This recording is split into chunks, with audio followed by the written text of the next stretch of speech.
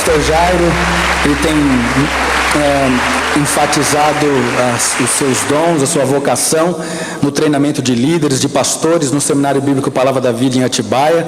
Também é professor aqui do Seminário Teológico de Guarulhos e tem sido um encorajamento na vida de muitos líderes e pastores em todo o Brasil através do seu ministério. Olhei para o Malaquias ali, lembrei que quando eu fui buscar um colega músico, pianista lá do Rio Grande do Sul, os gaúchos estão tomando conta do mundo, viu, irmãos? Pastor Vitor Michel, que eu apresentei, é gaúcho também, ele, a esposa, todo gaúcho. O Jairo também é gaúcho. E fui buscar um colega lá, um pianista profissional que vinha num evento da igreja lá onde eu estava na Alemanha. Conheci a mãe, a família toda do Jairo lá no Rio Grande do Sul. Esse é o povo de Deus, servindo o Senhor em toda a terra aí, em várias áreas. Eu quero, junto com os irmãos, aplaudir o Senhor pela vida do pastor Jairo. É uma alegria muito grande recebê-lo de novo aqui.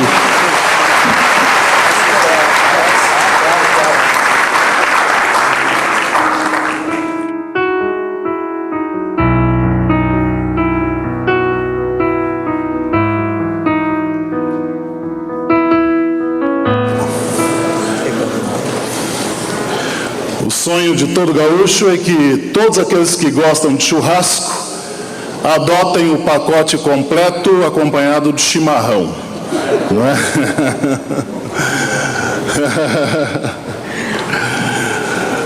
Jesus está no meio de nós, amém, irmãos? Obrigado, pastor Eliel.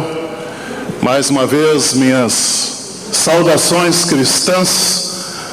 Pastor Clementino, toda a sua equipe de pastores, obreiros, todos os irmãos e irmãs que atuam nos vários níveis e oportunidades de liderança deste povo de Deus, desse grande rebanho. É muito bom voltar a estar com os irmãos. Sem dúvida que toda vez que conseguimos cultuar juntos, nós temos a nossa fé, a nossa confiança em Jesus fortalecida. E esta noite, mais uma vez, obrigado aos músicos também, que desde o início do culto nos conduziram naquilo que eu gosto de chamar cantar a fé com melodia, né?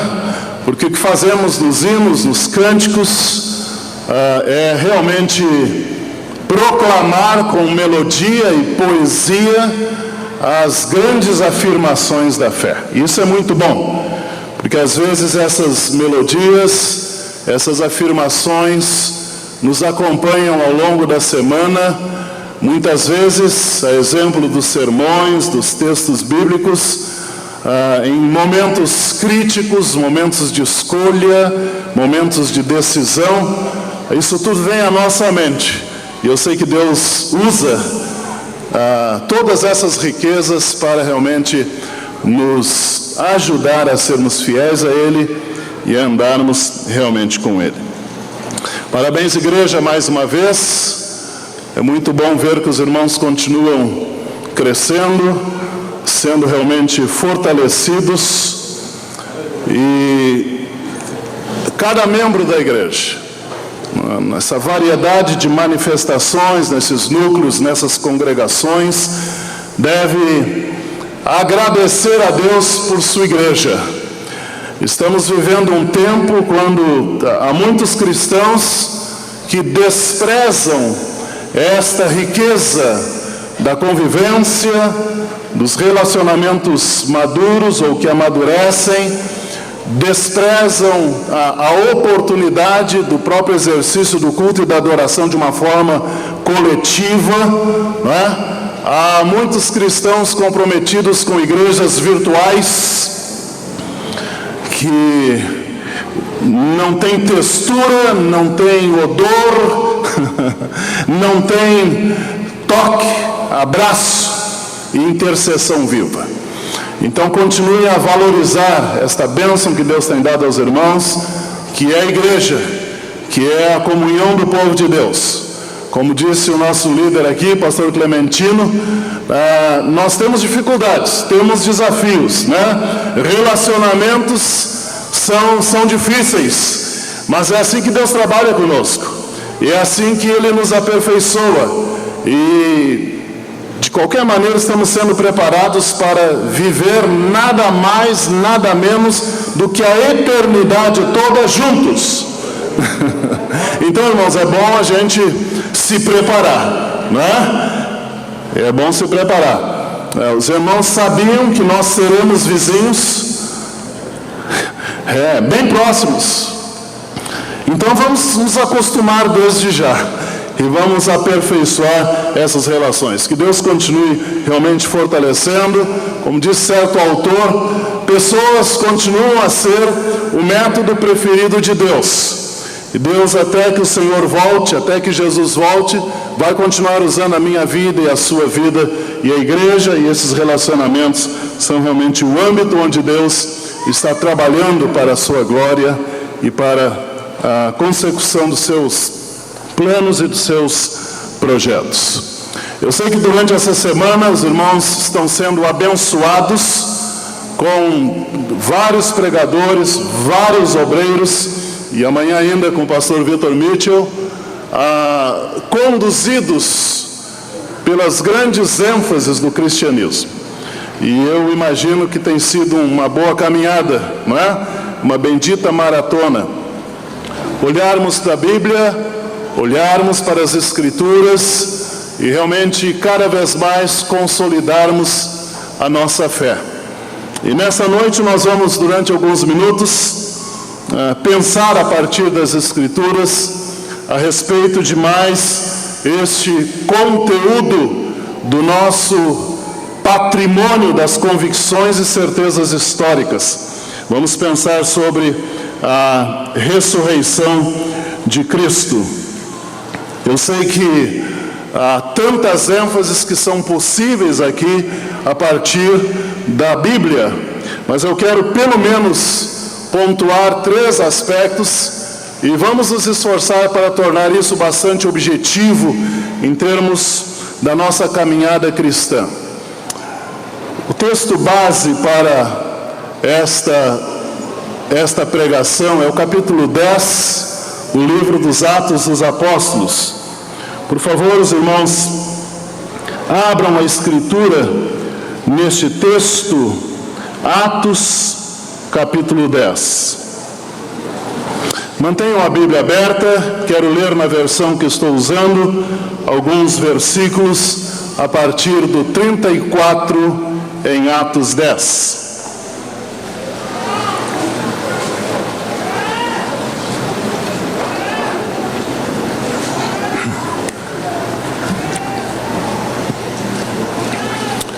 Já acharam o texto? Vamos lembrar que nós temos, como disse, uma variedade de testemunhos a respeito da ressurreição de Cristo.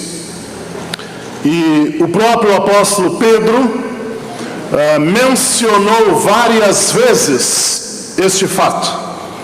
E eu escolhi de uma forma especial e particular esta palavra de Pedro num contexto, numa oportunidade quase doméstica, quase familiar, não é? Lembramos de Pedro pregando ali na casa de Cornélio e o quanto ele faz, neste caso aqui, um resumo, uma síntese de toda esta história da nossa redenção. E ele de fato condensa estas verdades de uma forma muito prática, muito objetiva na sua apresentação. A partir do verso 34, então Pedro, tomando a palavra, disse: na verdade reconheço que Deus não faz acepção de pessoas, mas que lhe é aceitável aquele que em qualquer nação o teme e pratica o que é justo. A palavra que ele enviou aos filhos de Israel, anunciando a paz por Jesus Cristo. Esse é o Senhor de todos. Esta palavra, vós bem sabeis, foi proclamada por toda a Judeia, começando pela Galileia, depois do batismo que João pregou, concernente a Jesus de Nazaré, como Deus o ungiu com o Espírito Santo e com poder, o qual andou por toda parte, fazendo bem, curando a todos os oprimidos do diabo, porque Deus era com ele.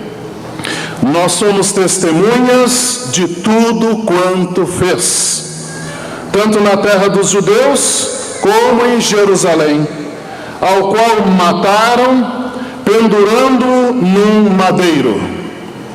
A este ressuscitou Deus ao terceiro dia e lhe concedeu que se manifestasse, não a todo o povo, mas às testemunhas predeterminadas por Deus, a nós que comemos e bebemos juntamente com ele, depois que ressurgiu dentre os mortos.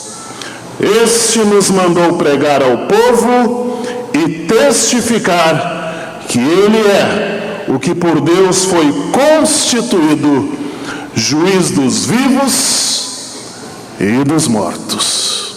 Amém, irmãos? Que maravilha deve ter sido ouvir mais uma vez o apóstolo mencionando todas essas coisas bonitas, mas sobretudo benditas, dizem respeito à nossa salvação. Quero fazer 3 destaques em termos da aplicação deste fato da ressurreição de Jesus Cristo para a nossa caminhada cristã. E depois vou desenvolver, pelo menos brevemente, cada uma dessas afirmações. Mas a primeira coisa que eu gostaria que os irmãos percebessem, em termos da riqueza que temos na ressurreição de Jesus Cristo, é que a morte, como experiência de cada um de nós, deixou de ser algo insuperável.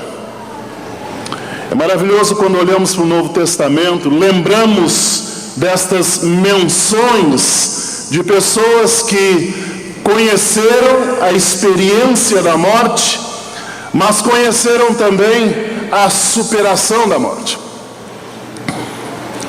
Se lembramos de Lázaro, nós vimos que maravilha, impressionante. Se lembrarmos do jovem de Naim, nós diríamos fenomenal. Lembrarmos de Tabita ou Tabita, Dorcas, nós também diríamos que surpresa. Mas quando lembramos de Jesus em relação à morte e aquilo que ele fez com a morte, nós dizemos, ele é único. Amém, irmãos? Amém. Ele é único. Nós dizemos, isso é mais do que fenomenal. Isso é mais do que impressionante. Isso é glorioso. Por quê? Porque Jesus jamais visitaria novamente o túmulo. Lázaro voltaria a ver o túmulo. Dorcas voltaria a ver o túmulo. O jovem de Naim voltaria a ver o túmulo. Jesus jamais visitaria o túmulo.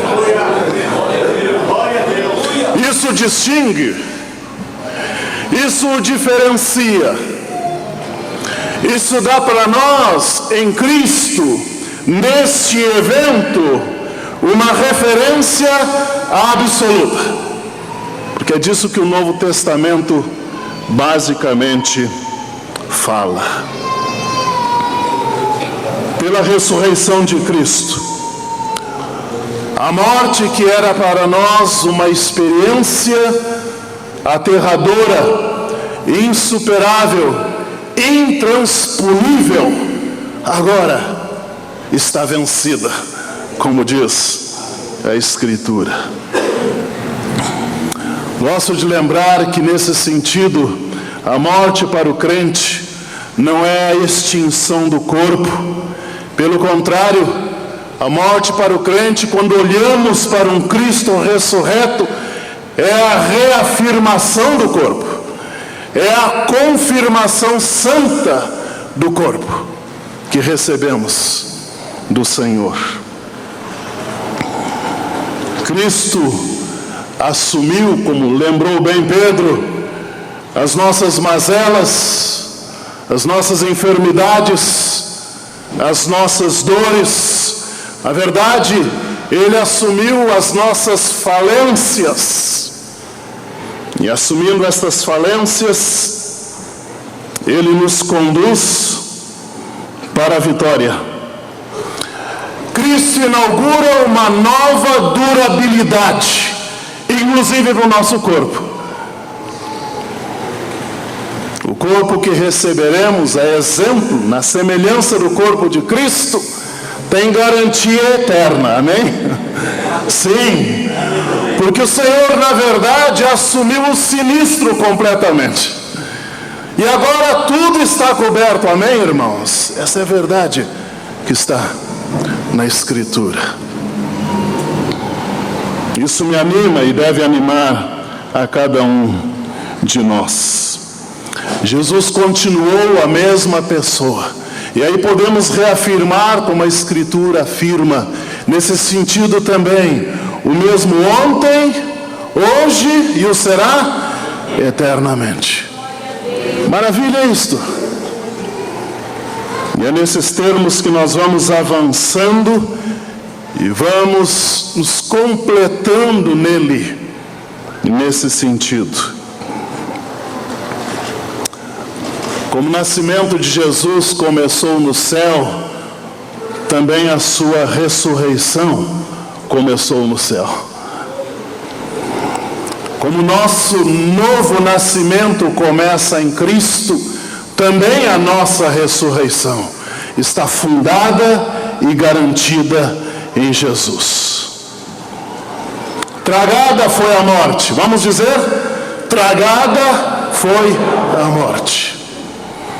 A morte para aqueles que creem é algo já resolvido, amém, irmãos?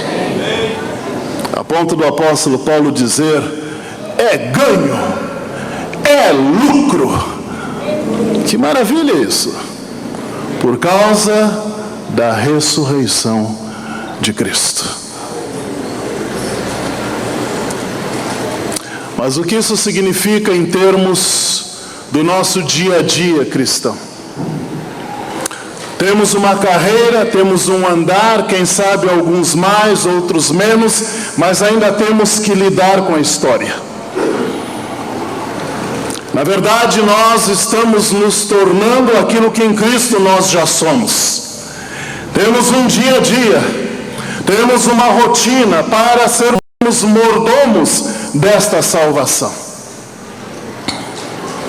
E o segundo aspecto que eu quero apontar diz respeito às implicações dessa ressurreição de Cristo para a nossa santificação. Os crentes são chamados para a santidade. Esta é a nossa vocação. Sermos santos. Esta é a nossa vocação. E precisamos responder a este chamado.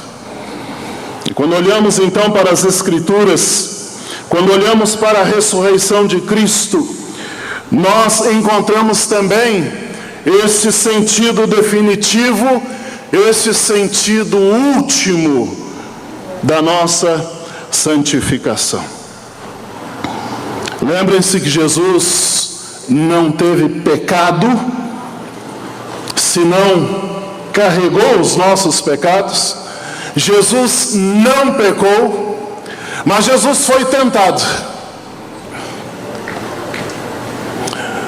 E Jesus então nos desafia em termos de imitarmos o padrão, o tipo que Ele estabelece para lidarmos com a tentação. E agora nós temos na ressurreição de Cristo, de uma forma muito clara e muito evidente, o resultado deste processo de santificação. Eu acho que os irmãos concordam comigo que o dilema que vivemos todos os dias é que o nosso espírito, o nosso coração, a nossa alma, o nosso íntimo, o nosso interior deseja adorar, amar ao Senhor, ser fiel ao Senhor, buscar a pureza, buscar a santidade, mas por vezes esta mochila, esta capa, esse tabernáculo atrapalha a nossa santificação. Concorda comigo ou isso só acontece? Quando eu olho para aquele corpo ressurreto, e quando sou atraído por aquela perfeição em Jesus, eu posso dizer de todo o coração: vale a pena continuar lutando para ter cada vez mais santidade aqui. Porque a Escritura diz que um dia eu estarei livre deste peso, que eu não serei mais atrapalhado, que eu não serei mais interrompido na minha busca,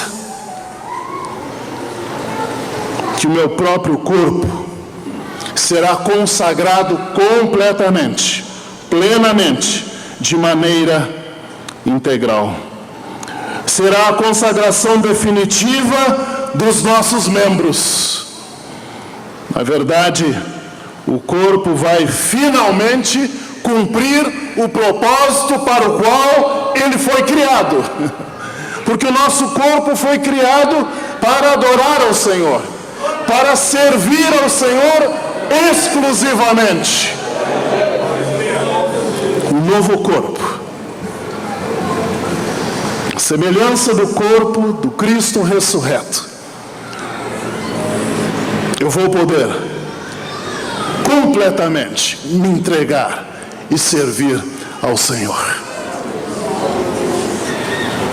Enche meu coração de esperança, irmãos, e me ajuda a continuar nesta caminhada de consagrar, de entregar. Isso me ajuda porque eu percebo que nesse sentido, santidade é a plenitude da minha humanidade. Vou repetir isto. Santidade é a plenitude da minha humanidade. Porque o que o pecado fez, o que a queda fez na minha vida e na sua vida, foi atrapalhar a nossa humanidade. E que bom que eu não preciso ter corpo de anjo na eternidade.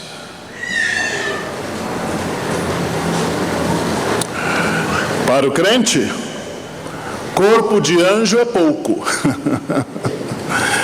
Porque fomos criados para sermos plenamente humanos, homens.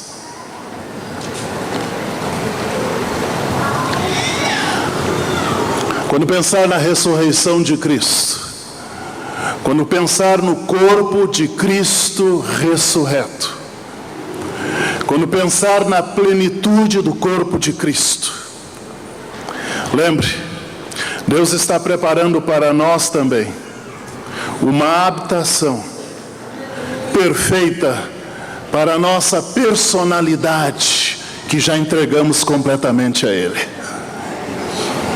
E aí vamos morar numa habitação segura, num tabernáculo que não vai mais se corromper e não vai mais estar ameaçado. E vamos receber este corpo da parte do Senhor, com a bípsia, tudo resolvido. É só viver com Ele. Isso é maravilhoso, na realidade. Mas em terceiro lugar, quando olhamos, quando percebemos, quando lemos a respeito da ressurreição de Cristo, também lembramos que a igreja é o corpo vivo de Cristo na terra. Por que nós somos o corpo vivo de Cristo na terra? Porque Cristo não ficou no sepulcro. Porque Cristo não ficou no túmulo. Nós, como igreja, andamos na história, não como uma multidão acompanhando um enterro, um féretro, ou lembrando com saudosa memória e com choro aquele que morreu. Não, nós somos o corpo vivo de Cristo na terra, porque Cristo está vivo. Amém, irmãos? O que representamos aqui, na verdade, é esta vitalidade. Como disse o apóstolo Paulo, o poder que está operando no meio dos crentes, o poder que está operando no meio da igreja, o poder que está esperando no nosso meio, este mesmo poder levantou o Senhor de lá. Não é pouca coisa, irmãos. É tudo o que precisamos para sermos este corpo cheio de poder na face da terra. A igreja precisa refletir mais este poder enquanto anda por aí. Porque sem a ressurreição não haveria vitalidade espiritual na igreja. Não haveria vida na igreja. Não haveria energia na igreja, no melhor dos sentidos desta palavra. Não haveria poder na igreja sem a ressurreição. Sem a ressurreição de Cristo, não haveria uma fé consistente. Não haveria uma confissão de fé consistente. A nossa própria fé seria vã, como diz a Escritura. Sem a ressurreição de Cristo, não haveria mensagem, não haveria evangelho, não haveria verdade para se pregar e para anunciar. Porque Cristo levantou dos mortos, porque Ele ressurgiu, temos o que anunciar, porque temos no que crer, e temos como anunciar, no poder e na virtude deste mesmo Espírito.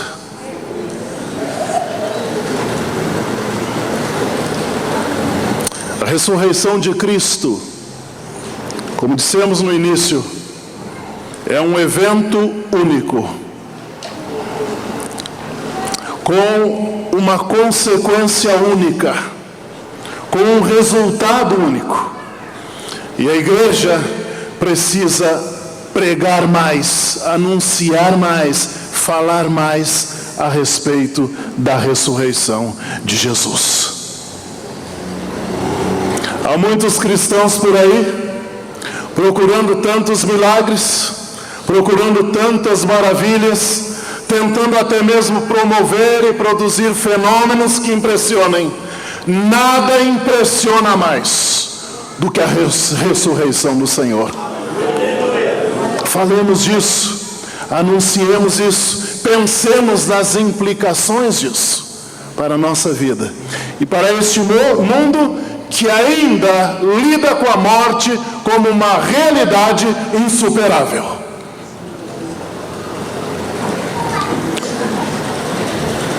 Porque sem Cristo estão mortos nos seus delitos e nos seus pecados.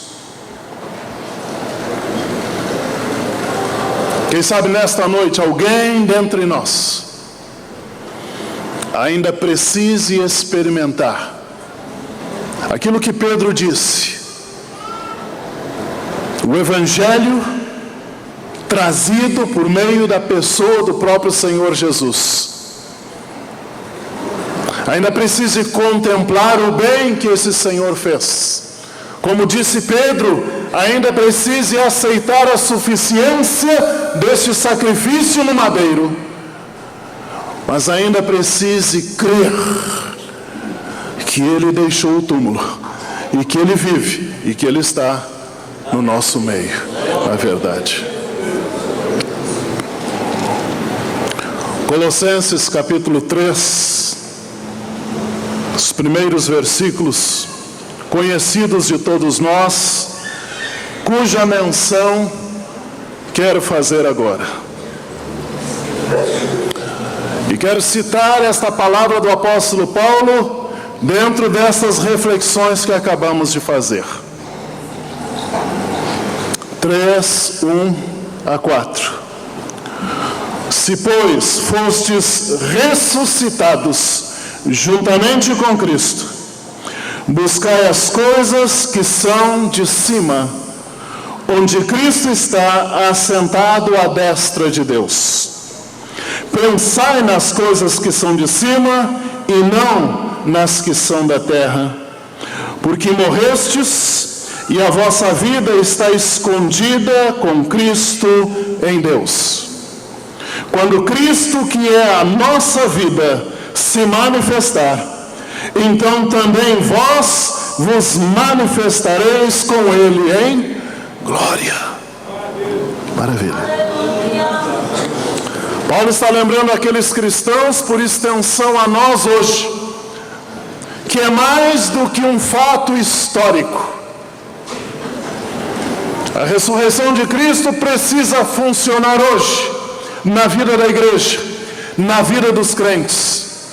Precisamos viver efetivamente em novidade de vida, mas precisamos também desejar, ansiar aquele dia, quando também seremos todos levantados, erguidos, vivos com o Senhor. Que como igreja, como salvos em Jesus Cristo, possamos agradecer este plano perfeito de Deus, de ter levantado o Filho, o nosso Salvador, e ter com isso resolvido o nosso maior problema,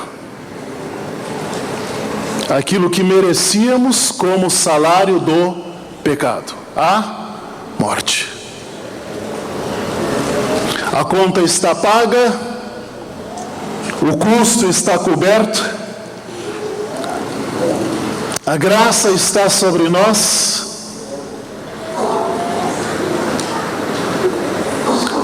Irmãos, não vivamos como se mortos estivéssemos. Vamos viver com a fé, a convicção de que aquilo que atrapalhava o nosso relacionamento com Deus foi superado completamente. Vamos viver com a fé, com a convicção de que vale a pena continuarmos buscando santificação, porque temos uma referência absoluta. E aí poderemos entregar completamente os nossos membros, o nosso corpo, para o serviço do Senhor pela eternidade afora. Vamos viver com a certeza e a convicção de que o poder que está agora operando através das nossas vidas na igreja é este poder que nem a morte conseguiu resistir.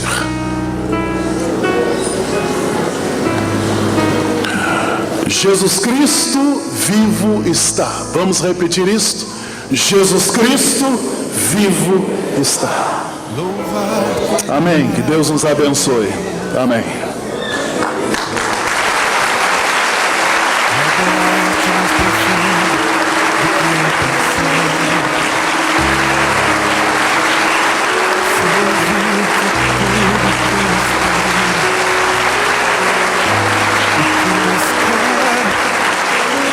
Estar mais junto a ti,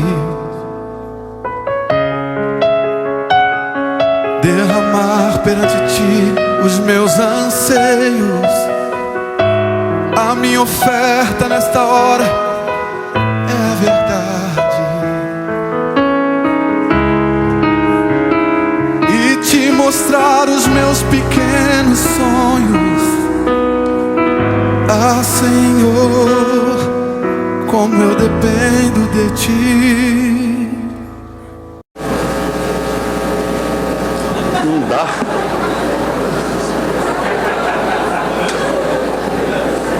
Então eu faço isso.